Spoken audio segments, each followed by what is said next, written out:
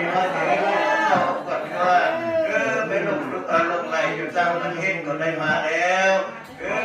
มาเงินมาซานมาดูเงินคุณหลักใหญ่มันเสื้อชาติไม่หมดพระฝ่ามีทั้งพระหุ้มพระฟ้าพื้นอาบนับจากนี้ไปหน้าพ่อนี่แล้วได้เป็นเอกเงียบเอาเข้าเอาขวดมานำเสื้อนำผ้านี่ละเด้อขอให้มันคือมันคือพระศรีมันคือดีคือพระเจ้านับจากนี้ไปหน้าขอให้ลูกหลานกินข้าวมันซ้ำในไข่เป็ดให้หน้าแดงไม่กินข้าวมันซ้ำในไข่ไก่ให้หลานนี่หน้าแดง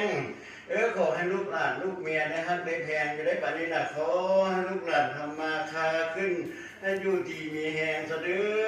อมาฮอดเด้อคนหัวนี่มาฮอดนะสิได้มอบเสนื้อให้มาอยู่ในทีงหลานก่อนมันจะพอดีให้ละให้พรลูกหลานเด้อเอาพ่อมือลงกัน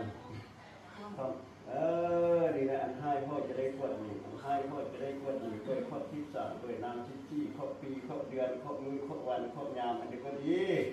ขอให้ตกลงไปไหลไปตามน้ำที่เสด็จ30 ปีจะได้มาเต้า90 ปีจะได้มาหาสิ่งที่พอดีให้ตกลงไปไหลไปตามน้ำให้นับจากนี้ไปหน้าขอให้ลูกหลานอยู่ดีมีแห้งให้พญาโตคาให้มีอายุมันยืนนำลูกนำเมียผู้เป็นเมียก็มีอายุมันยืนนำลูกนำผัวนี่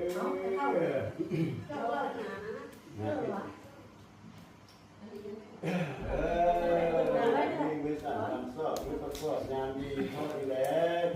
ได้กล้วยข้อให้ข้อเก็บข้อเป็นข้อนั้นให้ตายข้อลงข้อไม่กล้วยข้อตายข้อไม่สร้างข้อมีแล้วแบบนี้พ่อจะได้